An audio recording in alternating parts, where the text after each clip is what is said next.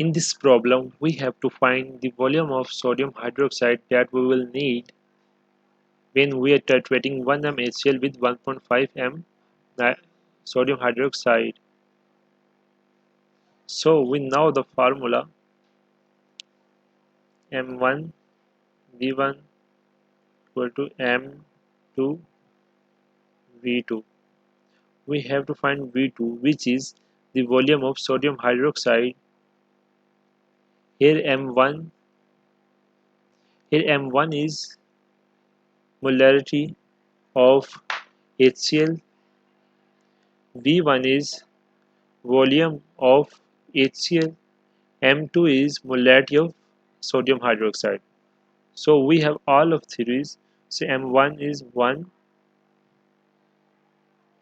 into V1 is 25 ml divided by M2 is 1.5. So V2 that we get is equal to 16.67 ml. So we need 16.67 ml of sodium hydroxide